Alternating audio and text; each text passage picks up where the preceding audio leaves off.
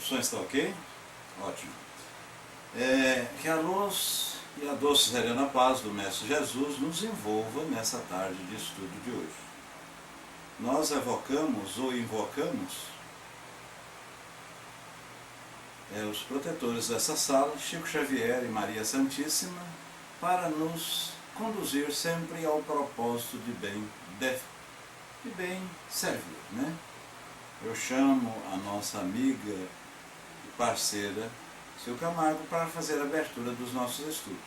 Eu disse inicialmente evocar e invocar. O que significa isso? Invocar é de dentro, é mais uma coisa íntima, é você fazer uma prece direta a Deus, a Jesus, ao seu anjo protetor, e evocar é você chamar um espírito. Ambas, tanto a evocação como a invocação, você está solicitando a presença de algum espírito. Sil, é com você, muita luz e paz, um beijão a todos. Deixa eu descer. Eu peço licença para fazer a prece de abertura. Então vamos juntos elevar nosso pensamento a Deus e a Jesus. Senhor, nesse momento nos reunimos em busca de teu amor, a quebra de nossas dificuldades interiores, o pensamento focado naqueles que te buscam e o amparo daqueles que nos querem bem. São as grandes ferramentas utilizadas para essa busca. Vezes se encontra nas dificuldades e sempre somos amparados.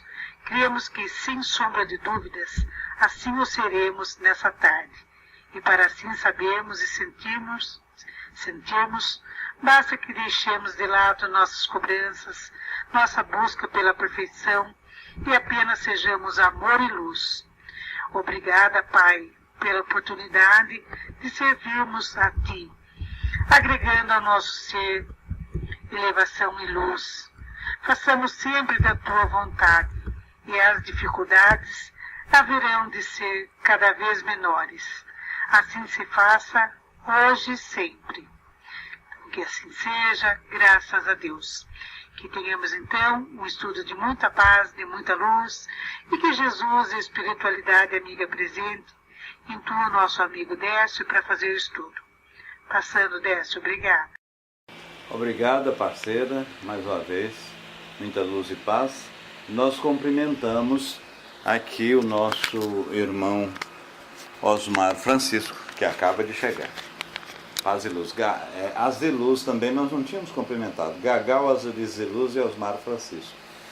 Meus irmãos, como é de costume, eu novamente peço que vocês coloquem um número aí na área de texto, número de 1 a 288, onde nós vamos ler uma passagem do livro Muito Obrigado, 7 e 10. Vocês colocaram. Vamos ler uma passagem do livro Carlos César Pastorino para continuarmos nessa harmonização. E quando o nosso amigo, irmão Osmar Francisco colocou 7, Osmar, embora sozinho, continua a caminhada. Se todos o abandonarem, prossiga a sua jornada. Se as trevas crescerem em seu redor, mais uma razão para que você mantenha acesa a pequenina chama de sua fé.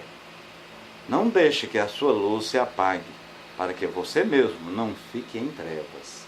Ilumine com sua luz as trevas que o circundam. Parece muito simples a gente falar que quando tudo está bom ou ruim, a gente deve pensar de maneira positiva, de maneira extraordinariamente reconfortante, mas isso é verdade, meus irmãos. Quando em uma escuridão acendemos uma vela, acendemos uma luz, nós seremos o primeiro a sermos iluminados. Então isso é um fator extraordinário. Em qualquer circunstância da nossa vida, mantenhamos sempre firme, com pensamentos positivistas e, mais do que tudo, conforme o texto nos exorta, acendermos essa luz para iluminarmos a nossa estrada, iluminar a escuridão. Porque já foi dito que espírito é uma chama, é uma centelha, é uma luz. Quando você acende uma luz, acende uma vela, você dissipa a escuridão e você será o primeiro eliminado, o primeiro iluminado, né? A 10 foi o nosso amigo Firestone, meu irmão maçom, Firestone. E quando eu digo Firestone, eu digo desde Décio até o próprio Osmar Francisco, né? Aprenda a repousar sua mente. A mente cansada não pode pensar direito. Repouse a mente fazendo exercício de higiene mental, para conquistar cada vez mais energia e vigor. O cérebro cansado turva o pensamento, e o pensamento é a maior força criadora que existe sobre a Terra. Repouse o cérebro para pensar com acerto e alegria.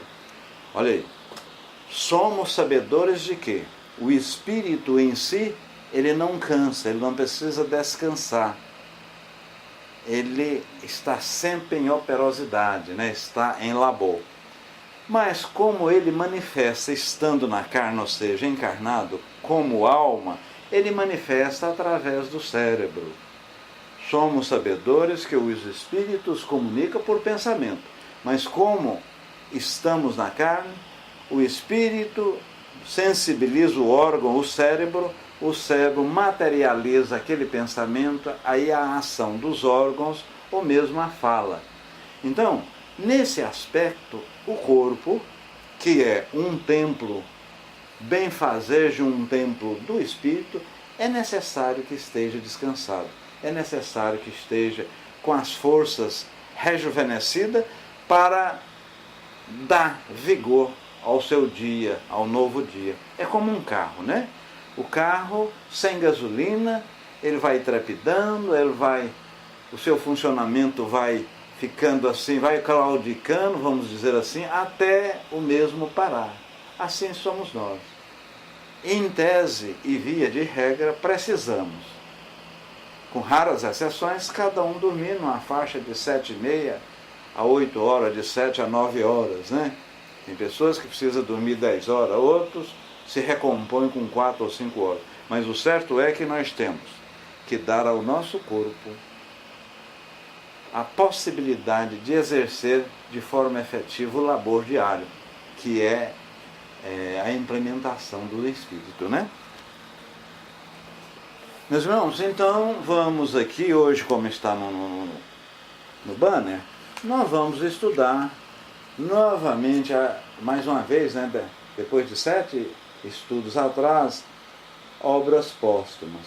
Um livro que foi escrito, ou melhor, editado 21 anos após a morte, mas ele foi escrito pela concessão de Amélie Gabriele, né, carinhosamente chamado por Kardec como Gabi, uma vez que Kardec, sendo uma pessoa muito culta, estudiosa, uma pessoa assim, muito criteriosa, ele, antes de levar um assunto a lume, ele anotava, ele tinha tudo anotado, não é igual hoje que nós temos tudo arquivado, né, em pendrive, em CD, então ele anotava.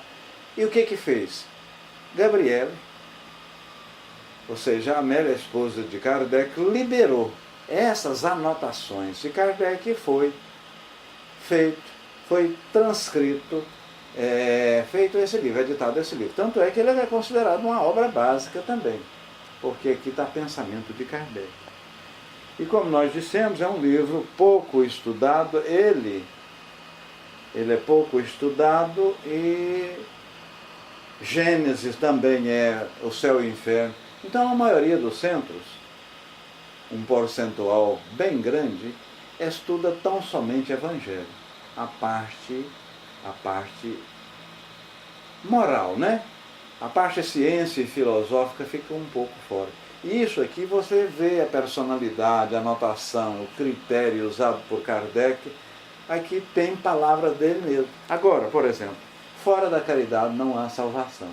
Ele, nesse aspecto, nós somos sabedores que caridade é constituída pelo princípio da beneficência para com todo, indulgência para com o próximo e perdão das ofensas, né? Então, se você é caridoso, você precisa necessariamente ser beneficente, ser indulgente e perdoar. E perdoar, sobretudo, você mesmo. Porque no momento em que você não pratica o auto-perdão, não perdoa a si próprio, você não tem condição ou não torna-se fácil perdoar a outrem, perdoar o próximo. É aquele negócio. Eu sou muito relacionado a Sil. E, certa feita, tive um problema financeiro. Opa, caiu.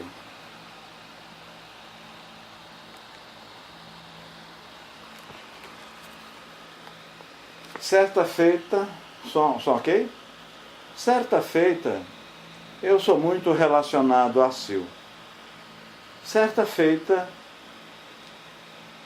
eu estava passando por uma dificuldade financeira, precisei de um empréstimo. E cheguei para Sil Camargo e disse: Sil, você pode me emprestar essa determinada importância? Posteriormente, eu lhe ressarço.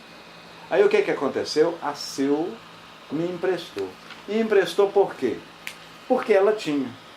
Se ela não tivesse, ela não teria condição de emprestar. É a mesma coisa do perdão. Para você perdoar a outrem e, sobretudo, o próximo, você precisa se auto-perdoar, praticar o perdão de si próprio, das suas ofensas. Olha a religião dominical. Perdoai as nossas ofensas, assim como perdoamos quem nos tem ofendido, né? Ou perdoai as nossas dívidas, assim como nós perdoamos os nossos devedores. Você precisa ter para poder dar. Você precisa perdoar a si próprio para perdoar outrem.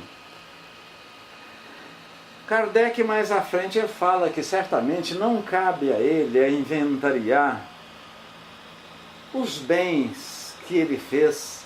Entretanto, era uma pessoa e tinha bastante inimigos, meus irmãos. Ele tinha bastante inimigos, sobretudo o detrator da doutrina espírita, porque foi a época em que a religião, de uma certa forma, abriu as suas comportas e houve manifestações diversas. E nesse burburinho, nessa efervescência do positivismo, do crescimento do materialismo e do pipocar em termos de liberdade religiosa em toda parte do planeta, sobretudo lá na Europa, nasceu o Espiritismo. E evidentemente que o mesmo tinha bastante detratores, bastante pessoas que não acreditavam, e batia ferrenhamente em Kardec. Kardec, hora nenhuma, em momento nenhum, ele teve melindre. Em momento nenhum ele segregou. Ele simplesmente falava: olha, estude a obra, porque estude o que nós já escrevemos, estude o que eu publiquei na Revista Espírita, o que nós publicamos na Revista Espírita sobre esse assunto. Não fale simplesmente por falar. Tenha base, tenha solidez, porque aquele crítico, aquela pessoa que fala de determinado assunto e não tem substancialidade, o que é? Nada mais é do que um irresponsável. Se eu me proponho a falar do casamento, por exemplo, da relação de um casamento, eu tenho que, mesmo que não seja casado, ou seja separado, ou venho para um segundo ou terceiro relacionamento, mas eu tenho que ter conhecimento das bases de um relacionamento saudável, de um relacionamento virtuoso, porque senão eu estou, por força das circunstâncias, vamos dizer assim, tolhido, proibido, impedido de fazer essas manifestações.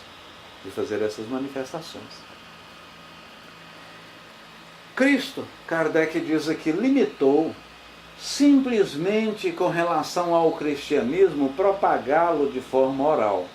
O que nós sabemos da doutrina de Cristo foi muitas vezes escrita pelos seus apóstolos, e apóstolo que escreveu foi tão somente João e Mateus, né? Lucas e Marcos nasceu bem depois. E na verdade, e a rigor, tinha mais de 70 ou 80 evangelistas.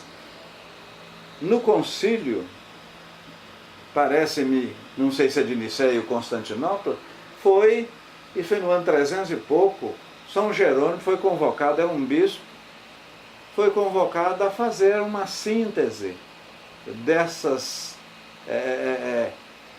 de uma série de papiros que existia, de uma série de evangelhos falando sobre a doutrina, e ele fez aquilo que foi denominado Vulgata e posteriormente constituiu-se na Bíblia, que para boa parte dos cristianos, né, do cristianismo, é a palavra de Deus, é a palavra sagrada.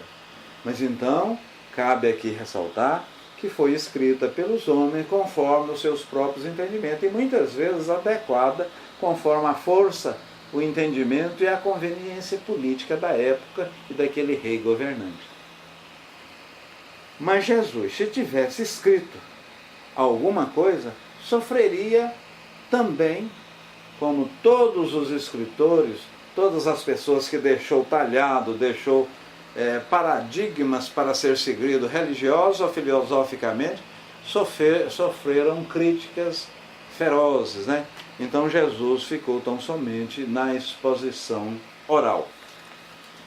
Kardec mais à frente fala que o Espiritismo bem entendido, bem compreendido, pode remediar esse estado de coisa, né? Porque torna as pessoas mais compreensivas, consola mais as pessoas, vez que estamos aqui num processo evolutivo.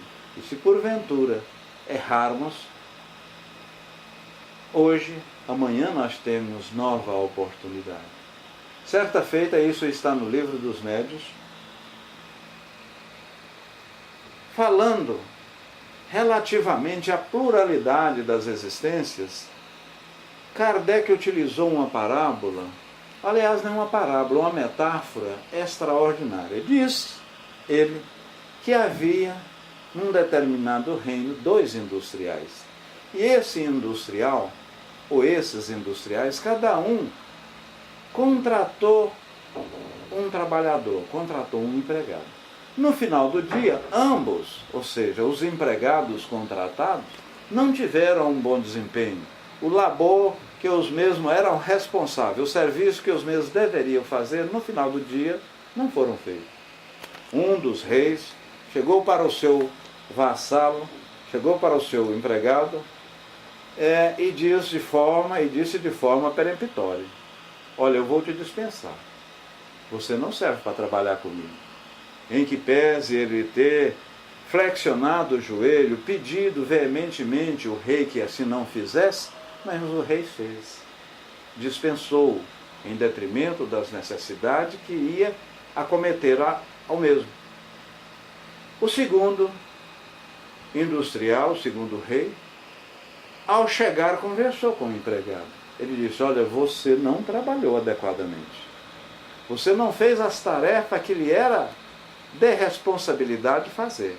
Eu vou lhe descontar o dia de trabalho. Eu vou lhe descontar. Não vou te dispensar. Vou lhe descontar a partir de amanhã. Emende-se. Faça as coisas adequadamente. Porque senão você será dispensado. Ora, gente, veja nesse aspecto que é como Deus dando liberdade. O primeiro empresário que dispensou, o industrial que dispensou o seu empregado, isso é Kardec falando na metáfora, viu, pessoal? Ele portou-se como uma religião, uma filosofia espiritualista que acredita na unicidade, ou seja, da alma, da existência do espírito.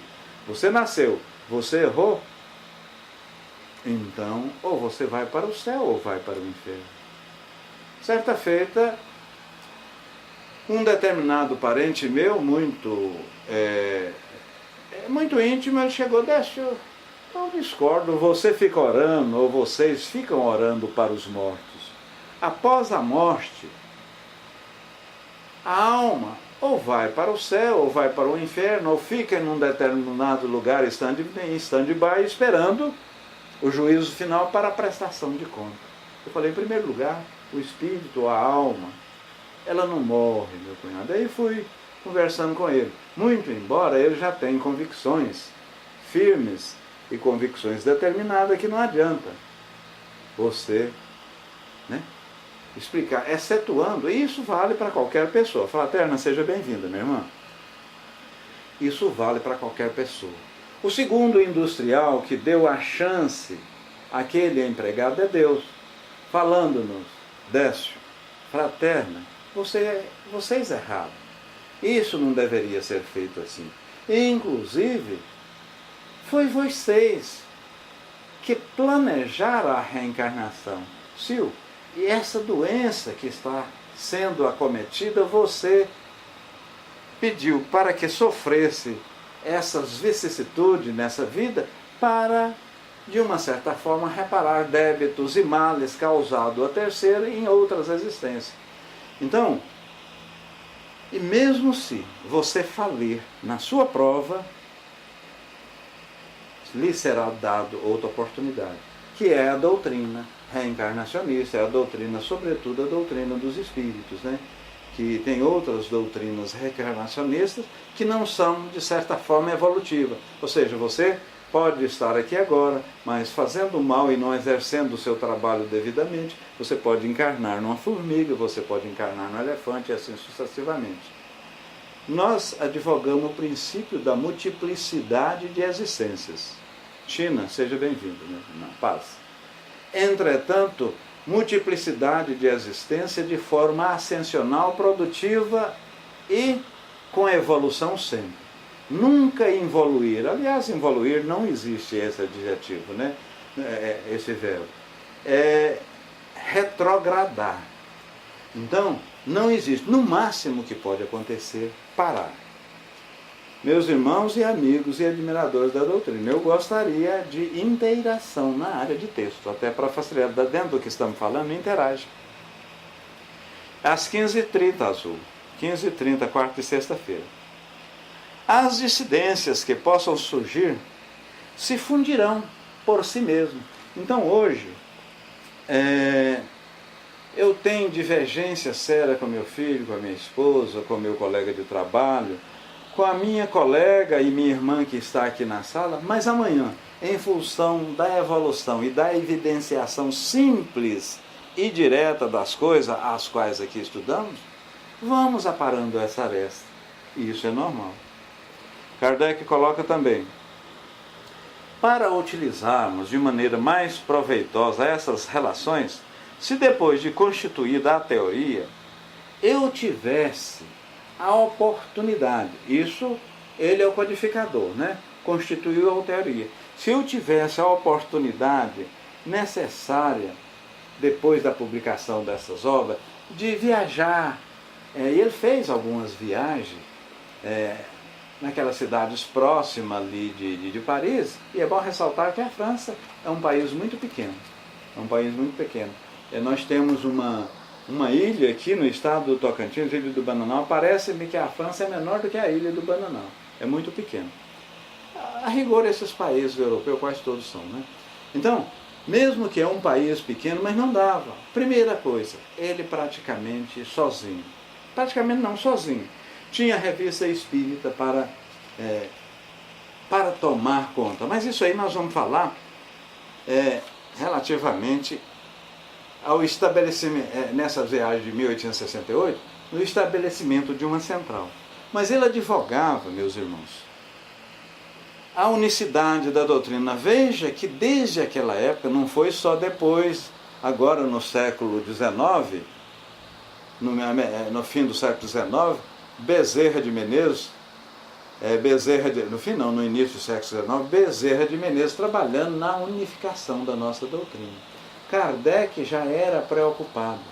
E ele falou o seguinte, a preocupação dele estaria muito com o espiritismo vindouro, com o espiritismo do porvir.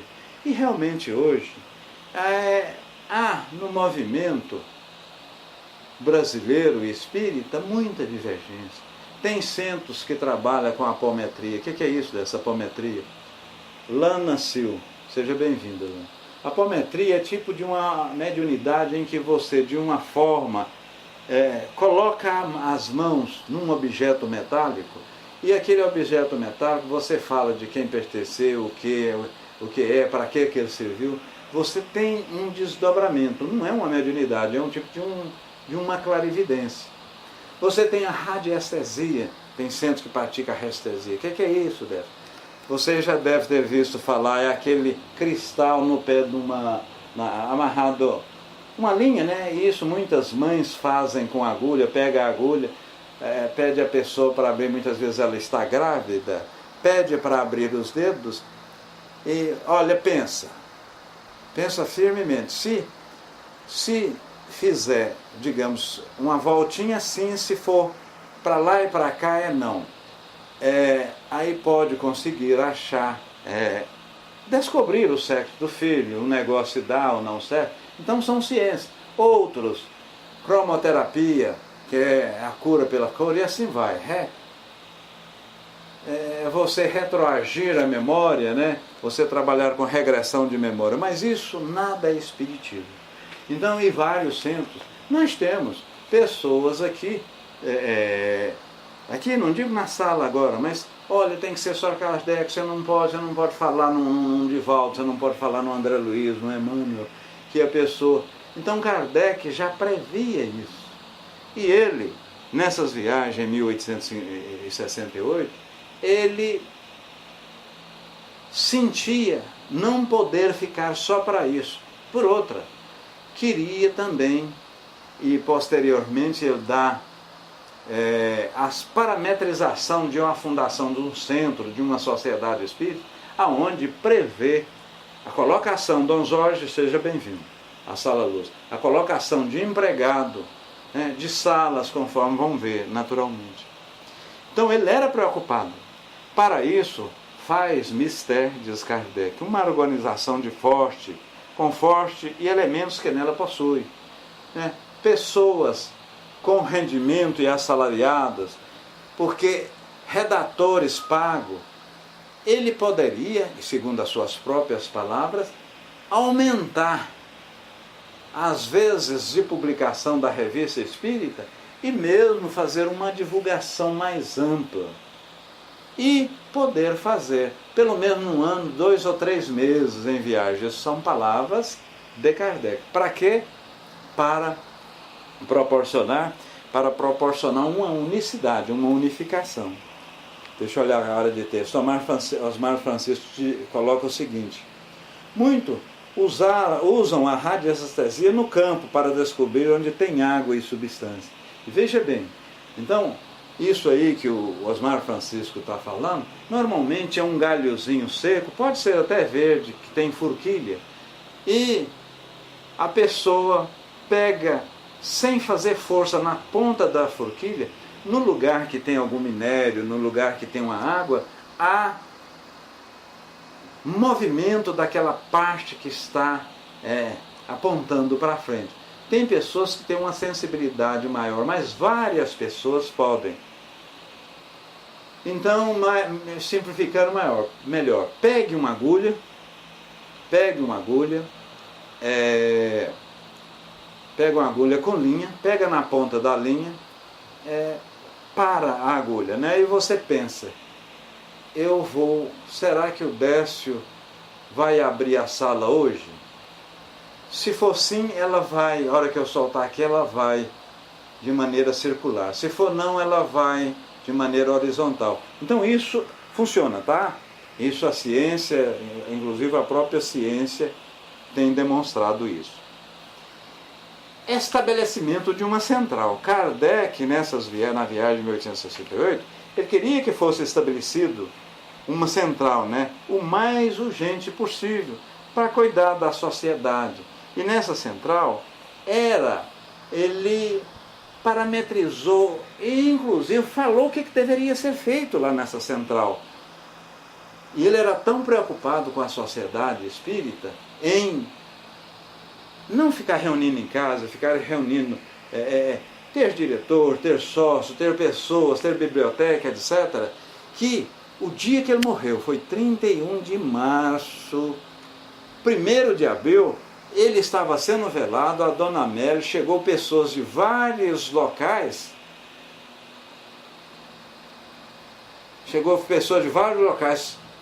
para a inauguração e assistiu à inauguração e o feto. Ela não deixou de inaugurar, inaugurou a Sociedade Espírita Parisiense. Fraterna coloca, para manejar esse instrumento, o indivíduo tem que ser médio de efeitos físicos, né? Não, né? Não necessariamente. Porque você pode trabalhar com magneto, com magnetismo, tá, fraterno? Inclusive, Kardec, quando foi chamado para verificar essas movimentações físicas, ele foi lá, mas não, eu vou lá, mas isso é perfeitamente, esse negócio de mesa, levantar a cadeira, sair de um lado para outro, papel, barulho, isso aí, o magnetismo, ele já era estudante de magnetismo há 31 anos, isso aí perfeitamente pode ocorrer. Então, te respondendo, fraterno, o magnetismo em si pode.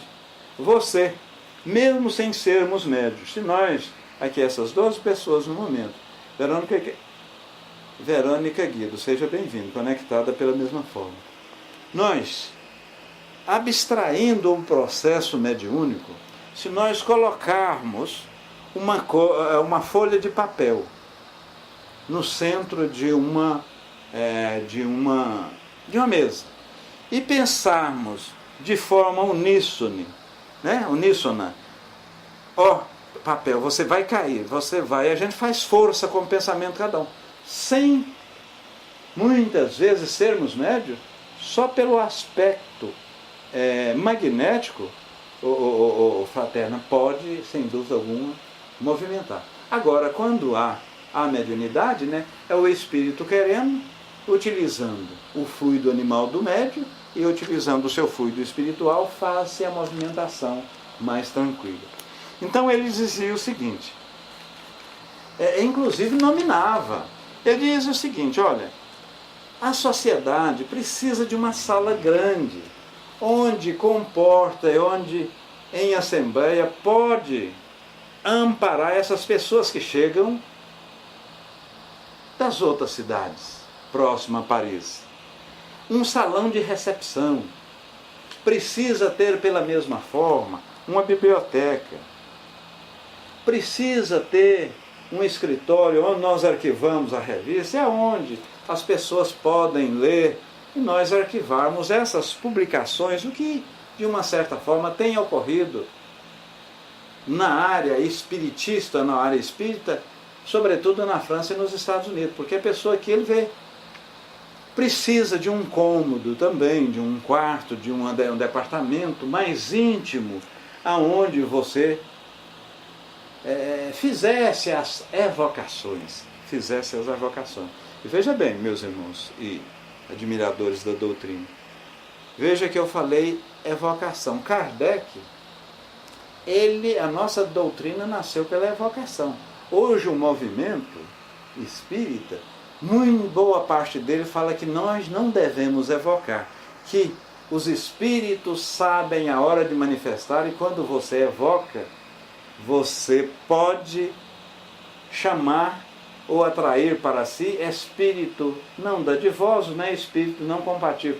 Kardec fala lá, isso ele fala no Livro dos Médiuns, na questão 262, capítulo 25. Questão não, item, né? Capítulo 25, item 262. É preciso haver evocação. Como numa assembleia, Elcio, seja bem-vindo. Como numa assembleia, se você não dá a palavra a alguém, significa dizer que ali virou casa de mãe Joana, né? Todo mundo poderá falar. Então fica muito aberto. A evocação é importante, como a manifestação espontânea, pela mesma forma, o é também. Kardec falou que erro é se você suprimir uma das duas. E eu já tenho falado do movimento espírita. Movimento espírita, mesmo, é diferente de doutrina espírita. O que é doutrina espírita? Doutrina espírita é a codificação, são os paradigmas, são os pressupostos, né, da doutrina. E o movimento é o que nós, espírita, fazemos com esses paradigmas. Porque o princípio da doutrina Morequinha, seja bem-vindo. O espírito, ele constitui basicamente em 5 vertentes. Primeiro, você crer em Deus. Segundo, saber que temos uma alma, ou um espírito, ou um ser que anima esse corpo aqui. Terceiro, que essa alma e esse espírito não morre. Não morre. Quarto, esse espírito comunica, que está dentro do terceiro, né? Que esse espírito comunica, após a sua morte física ele comunica com o mundo corpóreo. Quinto, é a pluralidade de existência, ou seja, a reencarnação. Aí eu coloquei 2 como o terceiro, e pluralidade de existência, que é a reencarnação, e vários mundos habitados. Esses são os 5 princípios. E o movimento espírita, o que diz? Ah não, você está falando em Emmanuel, você está falando em André Luiz, isso foram obsessores de Chico. Se Kardec naquela época falando em unidade, nós devemos nos ater nesses 5 princípios. Eu encarno, eu tenho um espírito, eu acredito em Deus, há várias moradas na casa do meu pai, eu virei aqui em várias existências, o que nós denominamos reencarnação. Ora, esses pontos-chave, esses pontos principais, basilares, nós concordamos e ficamos discutindo por questiúnculas, né? Por coisas insignificantes. Firestone coloca no movimento espírita, infelizmente, existem algumas fantasias e distorções sobre a doutrina, justamente. Tem essas fantasias e distorções. Mas isso é um movimento, é quem faz, porque a doutrina ela é lídima. Ela é lídima. Eu sou maçom. O amigo Firestone é maçom. Aí muitas vezes você vê um crápulo, uma pessoa, em tese aquelas pessoas que são escolhidas, ou que são convidadas, ou passam num funil, numa porta muito estreita, e lá adentra aos mistérios, são notadamente escolhidas e muito trolhadas, muito, observadas. Mas, por ser pessoas humanas que faz esse trolhamento, que faz essa... Pode ocorrer de amanhã ou depois... Tá aquele cidadão, não, mas a maçonaria é ruim, a maçonaria... Tá lá o Décio, aquele cidadão é um caloteiro, aquele caboclo não paga ninguém. Quer dizer, mas ali é o Décio que é ruim, não a maçonaria. Pela mesma forma, tem muita gente no movimento que faz essa distorção, que faz essas fantasias, ou implementa essas fantasias colocadas muito bem pelo Firestone. Ensino espírita. Veja que Kardec colocava lá em 1869, aliás, 1868, uma dessas viagens, o que foi feito aqui nos anos 70, 80, relativamente aos estudos sistematizados na casa. Porque hoje a casa espírita, ela não é simplesmente ter a palestra pública, você dar passe e ministrar água fluidificada. Isso aí fica uma coisa muito dogmática. Muito dogmática. Você tem que trabalhar com estudo, como nós estamos fazendo aqui. E isso, Kardec já dizia com propriedade. Quando você estuda, você parametriza, você lineariza os conhecimentos, né? A gente fala e começa a rezar, a falar a mesma linguagem, a divulgar. Mesmo assim, o Firestone, mesmo assim, há essas fantasias no movimento, conforme você... E se não tiver, eu participo aqui de 3 centros.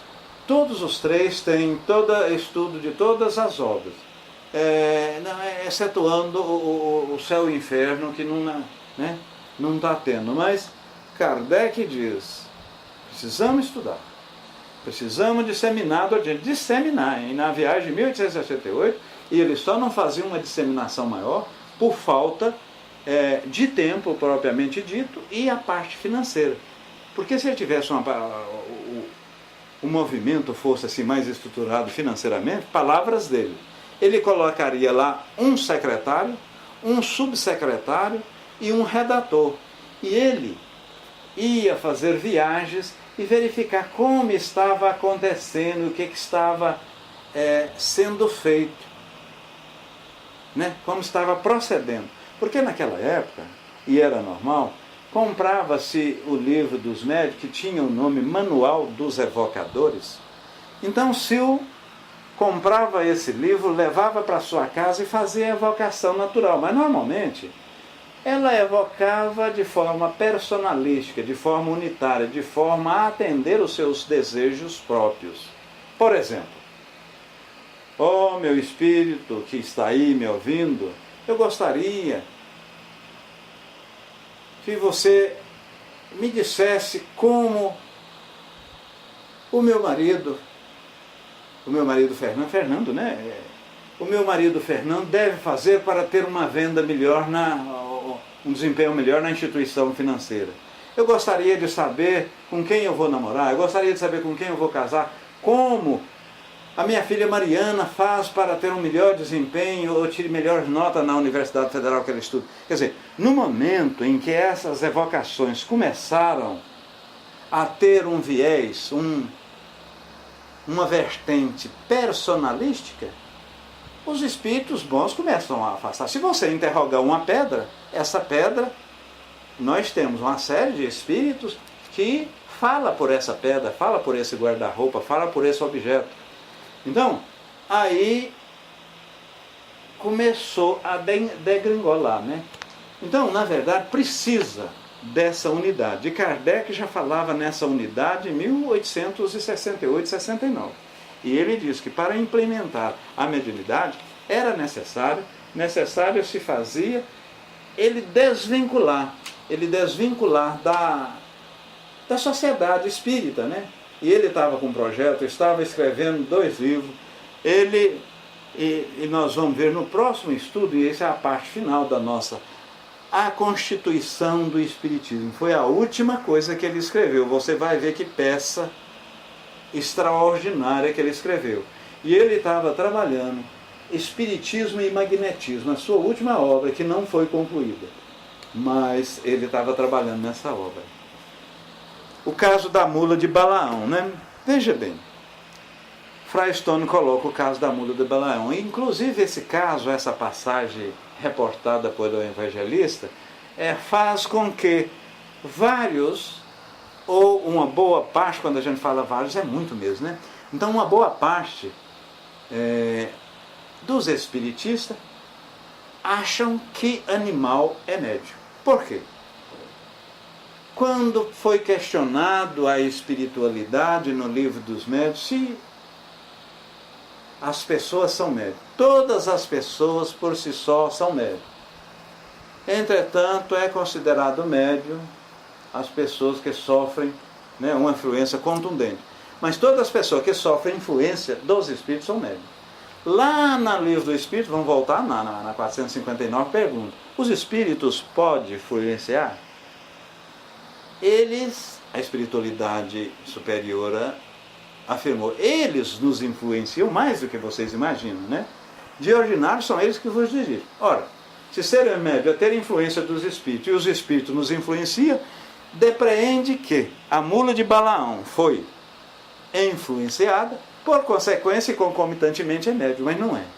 Não é porque ficou muito bem caracterizado lá no livro dos médios que, além da influência propriamente dita, você tem que comunicar aquela influência. Eu fui influenciado, então eu tenho que falar para Sírio, para a Fraterna, Wagner, ela seja bem-vindo, em março de 81, pela mesma forma. Falar para eles aquilo, ou o objeto da influência a qual eu fui, né? O qual eu fui objeto. Se eu não conseguir passar à frente, eu não sou médium. Então, nesse aspecto, você tem razão, viu, Frei Stone? Meus irmãos, há algum questionamento, algum posicionamento? Porque aquilo que estava programado, nós falamos, evidentemente poderíamos falar muito mais, mas o que estava programado, e nós vamos falar então da Constituição do Espiritismo, a última peça escrita por Kardec, mas nós vamos falar daqui 7 estudos. 1000 perguntas, mas cheguei atrasado. Você não chegou atrasado, meu irmão Wagner, você chegou no momento certo. Naturalmente tinha alguma coisa, ou o tempo estava ali exigindo uma situação, né, que era tão importante, ou talvez mais importante do que essa. Era necessário você estar lá. Você não chegou atrasado, não. Ô Sil, há algum questionamento? Em não havendo, minha parceira, eu te passo a palavra para fazer o encerramento ou indicar uma pessoa que o faça. Olá, boa tarde a todos. Os que chegaram agora, Elcio, Wagner, o Márcio, sejam todos bem-vindos. E Décio, muito obrigado pelo estudo, foi maravilhoso. E sendo assim, eu convido a nossa amiga fraterna para fazer a nossa prece de encerramento. Fraterna, levante a mãozinha, por favor. Então, vou passar para vocês. Então,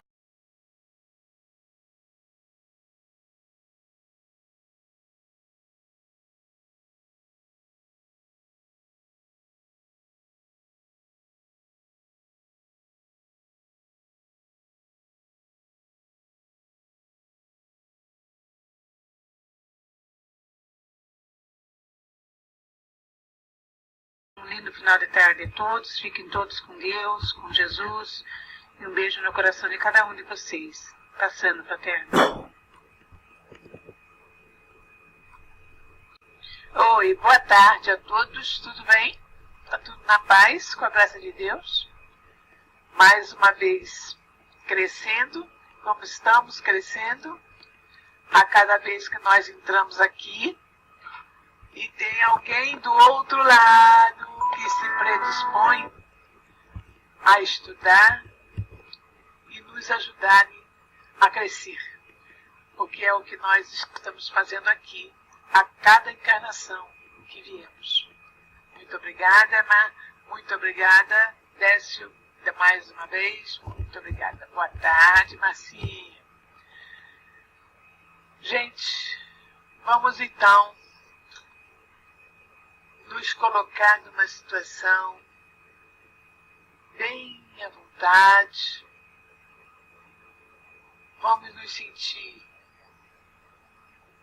relaxados para podermos fazer com que tudo isso que nós aprendemos hoje tenha, assim, um valor maior ainda. Pai nosso que estás nos céus, na terra e em todos os mundos espirituais, santificado e bendito seja sempre o vosso nome, mesmo quando a dor e a desilusão ferirem nosso coração. Bendito sejas. O pão nosso de cada dia dai-nos hoje, Pai. Dai-nos o pão que revigora as forças físicas, mas dai-nos também o pão para o Espírito. Perdoai as nossas dívidas, mas ensinai-nos antes a merecer o vosso perdão, perdoando aqueles que tripudiam sobre nossas dores, espezinham nossos corações e destroem nossas ilusões. Que possamos perdoá-los não com os lábios, e sim com o coração. Afastai do nosso caminho todo sentimento contrário à caridade. Que este Pai Nosso seja dadivoso para como espíritas encarnados ou desencarnados. Que uma partícula deste Pai Nosso vá até os cárceres, onde alguns sofrem merecidamente, mas outros pelo erro judiciário. Que vá até os hospícios, iluminando os cérebros conturbados que ali se encontram. Que vá aos hospitais, onde muitos choram e sofrem sem o consolo da palavra amiga. Que vá a todos aqueles que nesse momento transpõem o pórtico da vida terrena para a espiritualidade, para que tenham um guia sempre com eles. Que esse Pai Nosso vá até os lugares mais longe e veja estes pobres infelizes que ali foram dando-lhes apoio e fé. Que vá até o seio da terra, onde o mineiro está exposto a grande perigo, e que ele, fim do dia, possa voltar ao seio de sua família. Que este Pai Nosso vá até os dirigentes desta nação, para que evitem a guerra, paz. Tende piedade dos órfãos e viúvas, daqueles que até esta hora não tiveram um pedaço de pão. Tende compaixão dos navegadores, dos que lutam com os vendavais no meio do mar. Tende piedade da mulher que abre os olhos do ser e da... Que a paz e a harmonia do bem fiquem entre nós e estejam com todos. Assim seja. Que a paz esteja com todos vocês. Que vocês tenham um bom fim de dia e muita paz no coração. Obrigada, Décio, e a todos vocês por estarem aqui. Beijinhos. Até.